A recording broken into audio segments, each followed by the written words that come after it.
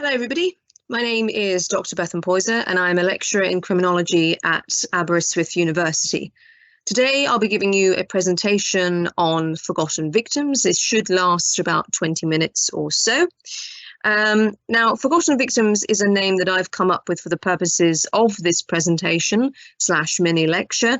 I think it best encapsulates the type of victims that we're going to be exploring today.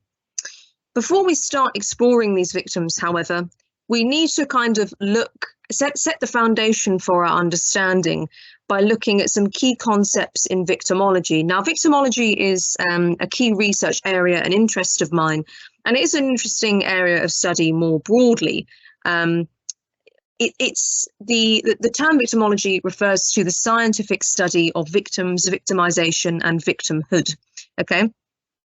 Some people see it as a branch of criminology. Some people see it as a separate area of criminology. Okay, I personally see it as kind of a separate area of criminology, but that's not a debate to go into today. So, as I said, in order to understand these forgotten victims, this term I've coined for this group of victims we'll be looking at, we need to understand concepts, as we can see on this slide, such as the ideal victim, the hierarchy of victimization, the social construction of victimhood and victimization, the victim-offender overlap, and then only then can we understand what a forgotten victim is and the consequences of being a forgotten victim, kind of slipping through the gaps of the criminal justice system. So we're going to be exploring the forgotten victim in greater detail and kind of marginalised victims in greater detail during the seminar on the 29th of June. But if you can't make it to that seminar, we are, as I said, going on this kind of whirlwind whistle-stop tour of victimology, and therefore hopefully you'll learn something interesting and potentially exciting today about victims and victimology, regardless if you can attend on the 29th. Okay, so first of all, I'm going to start off by not speaking. And I'd like you to think about the word victim for about 10-15 seconds. You can be thinking about it now whilst I'm talking through this slide. Indeed, you can pause me if you would like and discuss it in groups. What words do you associate with the word victim, and what characteristics might a victim possess? Are there any that you can think of? So think about that for a little bit.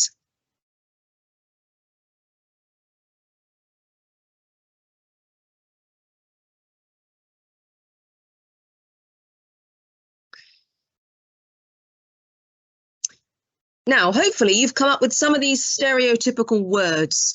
Stereotypical negative words, unfortunately, for the victim themselves. Weak, feeble, powerless, fragile, and passive. These are the words that are talked about in victimology literature that people come up with. These are the words that victims often come up with for themselves. And these are also the words that when I ask people, what do you think of when you think of the word victim? These are the things that come to mind, okay? And there's lots of reasons for this, some of which we're going to explore today, some of which, again, we're going to go into greater detail during the seminar. But ultimately, what we need to address here and recognise is that the victim is a social construct. Okay, so some of you may have heard of a social construct and what that is and what it means for something to be socially constructed. But for those who don't, we'll find out in a couple of slides' time.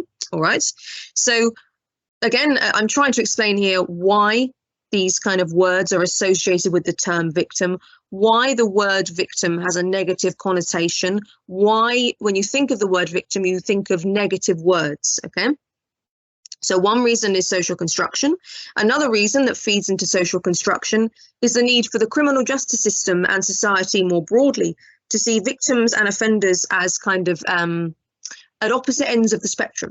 So a victim is someone good who has maybe a good past, even a good future ahead of them, and has done nothing wrong ever. And an offender is someone who's big and bad and has always done things that are wrong, so on and so forth. These kind of dichotomies, extreme ends of the spectrum. Now, I'm talking in stereotypes here, of course. We know that to be true. Okay, and you might know it to be true if you're studying criminology or maybe something in relation to law or psychology or sociology, something like that. You may have talked about social constructs and things like this. But we know it to be true that actually there's a grey area between victims and offenders. And actually, whilst we may come up with these kind of negative connotations for the word victim, victims have now often tried to flip these words on their heads. And this is where we see the term survivor emerge again. And we were talking about this in greater detail during the seminar. Okay, so ultimately, keep the concept socially constructed in your head. All right.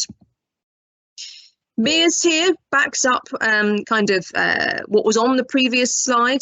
The very term victim inevitably promotes an image of passivity, where the victim has traditionally been viewed as the sufferer in a simple doer-sufferer model of criminal interaction. It's much easier for us as a society to view victims and offenders as existing on opposite ends of the spectrum, as seeing victims as sufferers, as seeing victims as passive, as seeing victims as inactive in the criminal justice process, in kind of putting them in a particular position. And the same with offenders. We want to put them in a particular place, a particular position, one in one square, one in the other square. The offender is the doer and the victim is the sufferer. And that's the way that we conceptualize it for ease, right? But of course, and in a couple of slides' time, there's a really good quote where, is it Green? I don't know. Well, we'll find out in a couple of moments. I can't recall it now, but this quote refers to the fact that the term victim rarely reflects the messy social realities of everyday life. And again, this bleeds into the concept of social construction. So the reason that the word victim, well, one of the reasons, as I said, the word victim kind of brings up these negative connotations is because it is socially constructed. But why is the concept of victim so vulnerable to social construction? Okay.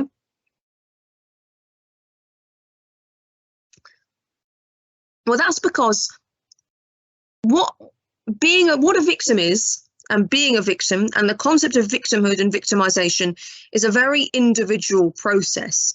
Okay, an individual process that can be molded in all sorts of different ways, and it's very hard to define what a victim is. Okay, and even in the definition of a victim, as we can see here from the UN, which defines the victim as persons who individually or collectively have suffered harm, including physical or mental injury, emotional suffering, economic loss, or substantial impairment of their fundamental rights through acts or omissions that are in violation of criminal laws.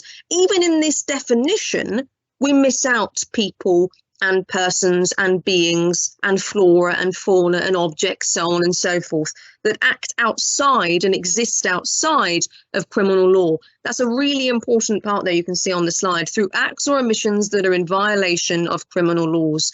Well, if you're someone who has been harmed or wounded or suffered emotionally, so on and so forth, as you can see on this list here from the UN, but that's outside of criminal law, of legal definition, law which again itself has been socially constructed, then suddenly you aren't able to gain what's known as victim status. The label of victim is not applied to you, okay?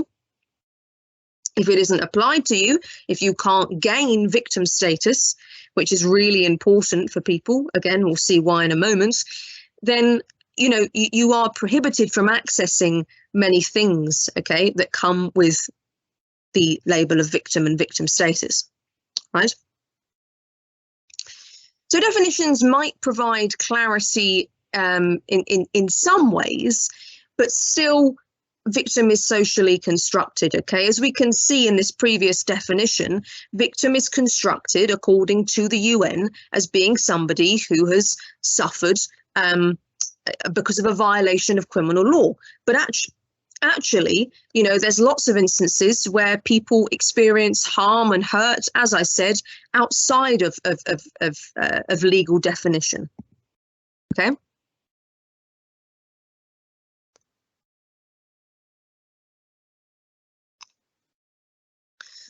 Now, I've hinted at this already, but the social construction of victim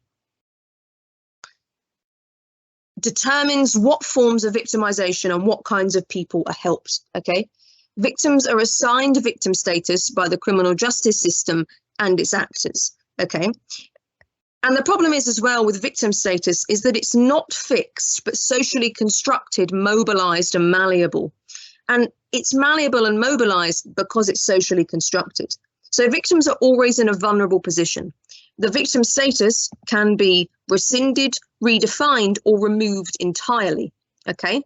So, for example, you go through the criminal justice system as a victim, you're legally defined as a victim, but often you're chewed up and spat out by the criminal justice system, because once you're out of the criminal justice system's hands, you still feel like a victim. Often, that's what a lot of people, they still feel like a victim, but the victim label doesn't apply to them perhaps in a way that is as strong as it might have been whilst you were going through the criminal justice process. Okay, so that's an example of kind of victim status being malleable. Okay, in addition, sometimes victim status sticks to people like glue, and they don't want to have victim status. They don't want it at all.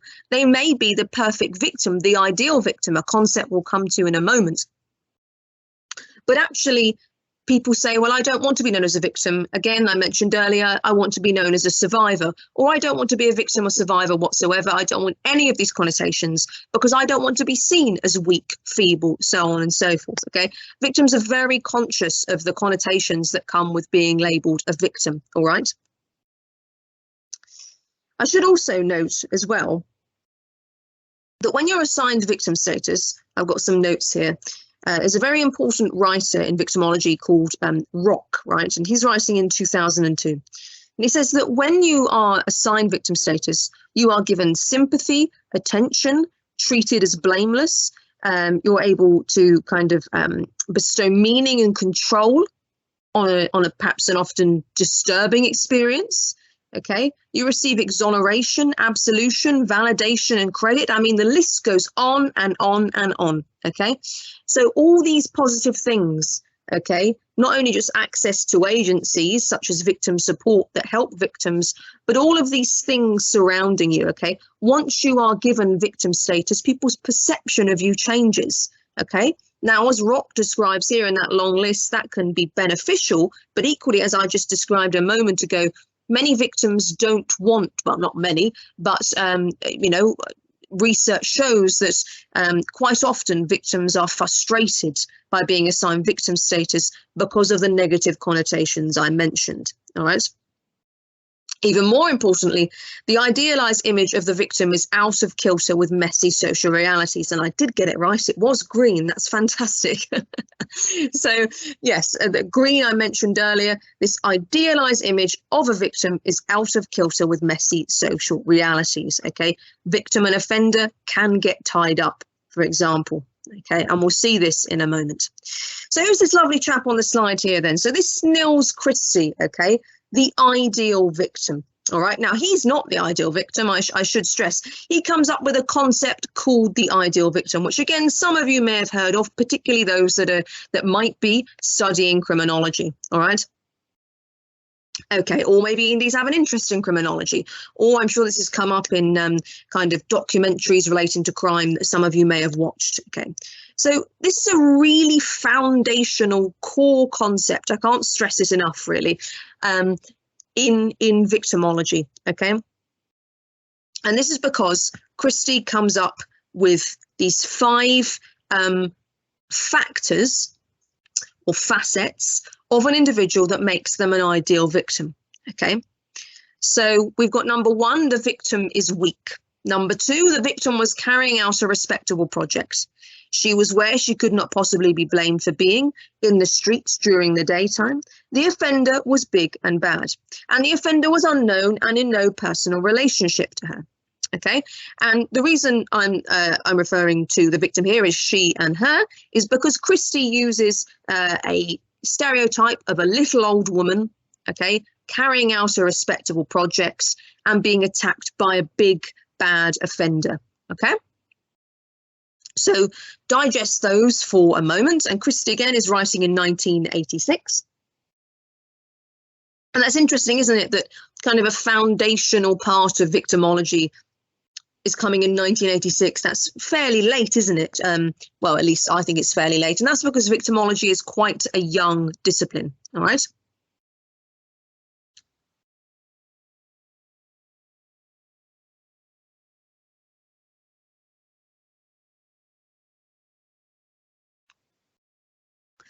So the ideal victim then, Christie says, I'll just expand upon this a bit further, is somebody, he says, a person or a category of individuals who, when hit by crime, most readily are given the complete and legitimate status of being a victim. The ideal victim is, in my use of the term, this is Christie's words here, a sort of public status of the same type and level of abstraction as that, for example, of a hero or a traitor. It is difficult to count these ideal victims, all right, but they can be exemplified. Most of us will have some cases in mind. He says, let me give you an example.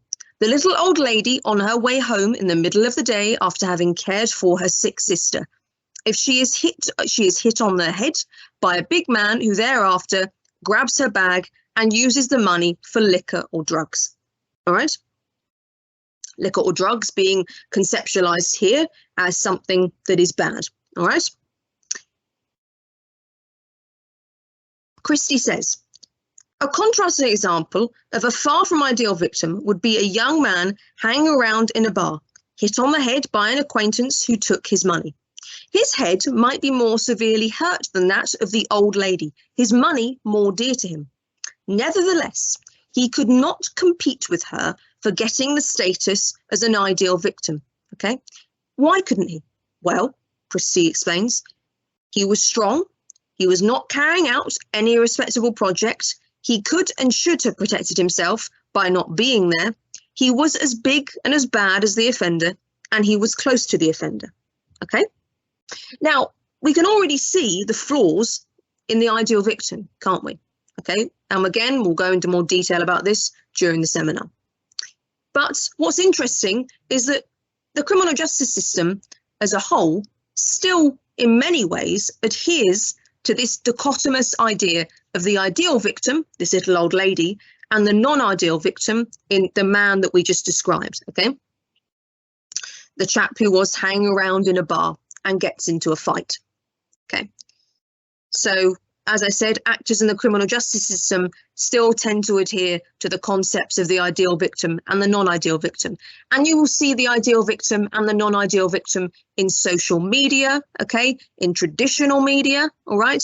You can see examples of this, like I said, all around the world, essentially, okay? This is a universal belief, I would go as far to say, okay? The ideal victim includes individuals who are perceived as vulnerable, defenseless, innocent, worthy of sympathy and or compassion. As we can see, elderly women and young children are typical ideal victims. However, on the other end of the spectrum, people like the gentleman we just described, homeless people, those with drug problems, and individuals on the margins of society, or those, like the gentleman we just described, who are seen as contributing towards their victimization in some way, find it much more difficult to achieve legitimate victim status, and still less see their offender convicted, all right? Okay, so moving on from this then, we have the hierarchy of victimization. Now, these kind of victims are treated differently and their offences more cursorily investigated than other victims, okay? Creating this hierarchy of victimization with those at the margins of respectability falling to the bottom of the scale. Individuals at the margins of respectability, of course, this outdated idea, understandably, but again, whilst these things are outdated, like I said, the criminal justice system and its actors still adhere to them, all right?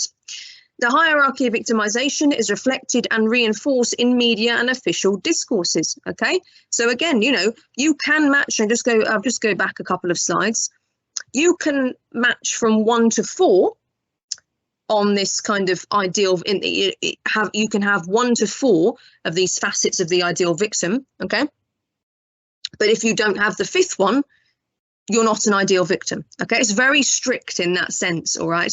Anything can kind of usurp the concept of the ideal victim for you, thereby making you be seen as less deserving, so on and so forth, by the criminal justice system, you know, by the police, so on and so forth.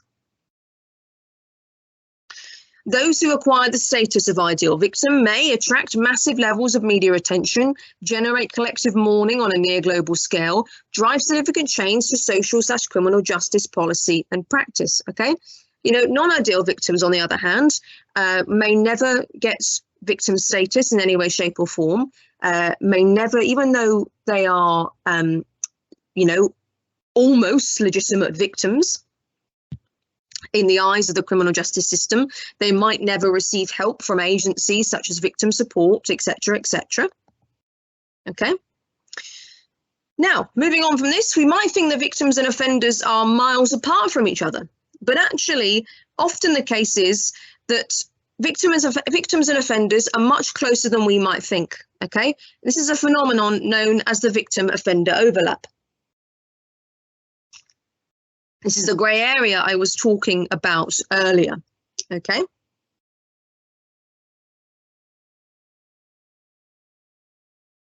Now, victimology really wrestles with this concept, okay? I've got a quote here from two key writers, Newburn and Stanko, writing in 1994.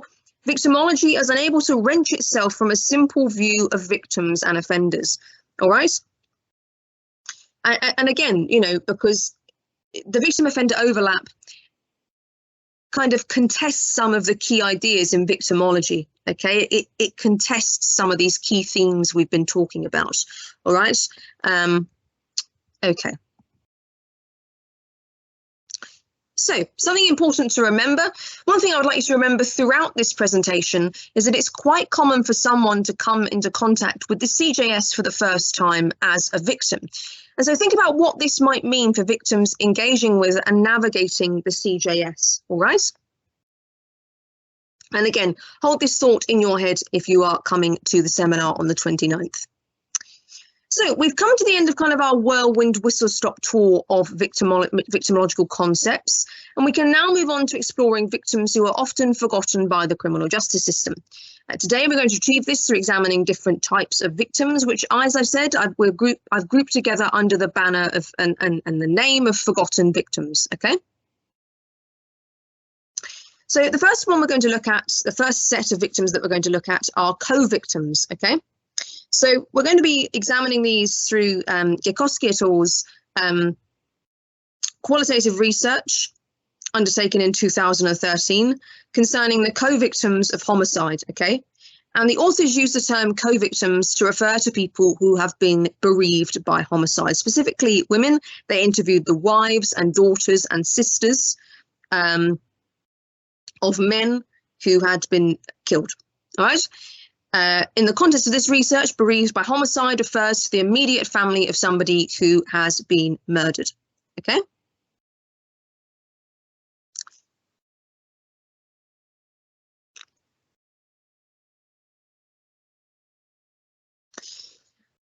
So co-victims are often and very easily forgotten by the criminal justice system, okay? Because we have an adversarial system in England and Wales, okay? Again, some of you may already know this. And in the adversarial system of justice, the police investigate the crime initially, then CPS make a prosecution decision. In court, lawyers are partisan and act for opposed parties. Evidence is presented orally. The role of the judge in deciding guilt at trial is minimised, and a jury is commonly employed. Okay, a jury consisting of 12 ordinary members of the public who are asked to look at evidence and make a decision based on guilt after being instructed on the law by the judge. And this is from Gierkowski et al. Well, what I've just written out, what I've just read out there is from Gierkowski et al. From 2013. Again, I think if I recall correctly, page 14. Okay. Now, what I've just read out there, the word co-victim and victim doesn't really pop out much. In fact, it's not there at all, is it? Okay. So the role of the victim in the criminal justice system is actually marginalised. Okay. Now, if the role of the victim is marginalised in the criminal justice system, then the role of the co-victim is going to be even more marginalised. All right. Okay. As Gikowski et al. Say, they are denied the legal rights of other victims of crime. All right. Even though they feel the same things as direct victims, okay, they might be seen as secondary victims in this hierarchy of victimization we talked about, but they actually display many of the same psychological, physiological, emotional, and behavioral difficulties that direct victims themselves face. Okay. Now, in their series of interviews with these women, it was found that many co-victims, or well, all of them actually, feel abandoned and let down by the criminal justice system and often lose all faith in the latter. They feel excluded, disempowered, marginalised and angry, okay? What co-victims often don't realise is that from the outset, they are faced with a system in which they have no legal rights or status, and the emphasis is seen to be balanced in the favour of the rights of the accused, okay? And as Gikowski will go on to say, this came as a shock to co-victims in the study who found themselves marginalised, far from the centre of proceedings, denied information and excluded from decision-making or participation in the trial, okay? The co-victims, they go on to say that they weren't given any information from the coroner's office when an inquest into what's the word I'm looking for? Inquest into the homicide occurred, okay? Nor were they given any information about the post-mortem procedure. They found that, you know, there was often a cavalier and casual attitude from the barrister for the Crown, okay? We've got a quote here. The CPS barrister was so bored by the whole proceedings that she sat there filling in the Guardian crossword puzzle. She couldn't be bothered. And this again is from Gikowski et al., page 13, okay? Co-victims recalled having to operate a certain way in court, okay? Having to restrain themselves and conduct themselves in a particular fashion in court, despite, you know, seeing some devastating things, all right?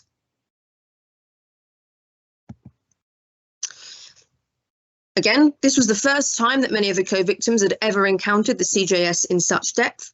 And so many were labouring under this awful misapprehension that the prosecution were acting on behalf of the victim or their family, rather than the Crown, the crime being won against the state.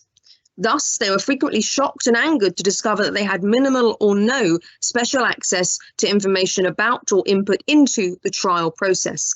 Again, this idea of the crime being won against the state and the consequences that has for victims and co-victims more broadly, we'll be talking about this again, like I said, on the 29th of June. Okay. To finish then, our final forgotten victim refers to people in prison, okay? Now, this is an interesting one to think about because people in prison, unlike co-victims, they really fall into this grey area of victim and offender, this victim and offender overlap, okay? Because we talked earlier on about the fact that, you know, even if you don't adhere to one of these 5 facets that Christie refers to in the ideal victim, if you're missing one off, that completely rescinds your victim status, okay? And in the eyes of the law, okay, in the eyes of the criminal justice system. But actually, you can be an offender and you can be a victim simultaneously. I'm sure you guys may have heard of things such as county lines, so on and so forth in the media, and issues like that, where you can see that these young people who are trafficking drugs are clearly offending, but they're also clearly victims, okay, at the same time. So these things kind of bash against each other, they coalesce, all right? So, you know, whilst the things like the ideal victim, as I said, underpin the criminal justice system, we have to critique them. I like to think of us as critical criminologists, critical victimologists, okay? So we have to think about things in a critical fashion, okay? So whilst people in prison, again, this happens a lot, you know, you also get this kind of victim offender overlap in YOIs, youth offending institutes. Whilst individuals in prison may have done something wrong, they can also be victimised after doing something wrong, and so on and so forth, okay? Prisoners might become victims through prisoner-on-prisoner victimization, such as bullying, intimidation. Gangs can form in prisons, victimization from staff, and indeed something else that we might not think about are squalid living conditions, which would have an impact on mental health and well-being. And there's a really good report on Wormwood Scrubs, a prison in London in 2017. Again, a lot of prisons, I should mention as well, in the UK are still Victorian prisons. They're very, very old prisons. And of course, you know, if they're old, they are going to be falling apart in some places. Okay. And indeed they are. This report in Wormwood Scrubs in 2017 reported pretty poor living conditions. Okay. And again, like I said, you can see the impact this might have on prisoners. Okay. And we'll go into this in more depth. We are unlikely to see an acknowledgement of prisoners as victims because they are simultaneously an offender and a victim, as I've already said. The non-ideal victim is still a victim, but their claim to victim status is almost completely nullified. Indeed, this process of claiming legitimacy is enshrined in the notion of the innocent victim. The more innocent a victim can show themselves to be, the greater their legitimate claim for victim status. All right, and again, if you can't claim victim status, this has a huge impact upon you. Okay, so preparing for the live seminar then. Thank you very much for listening, everybody. As I discussed earlier, I'd like you to think about what a victim means, what a victim is. Think about the concepts I introduced you to. Think about how people obtain victim status and the barriers to this. Does the CJS place the victim at the heart of it? And how might victims be let down by the CJS? Okay, all right. So think about those two questions in particular, and I will see you at the live seminar. Thank you very much.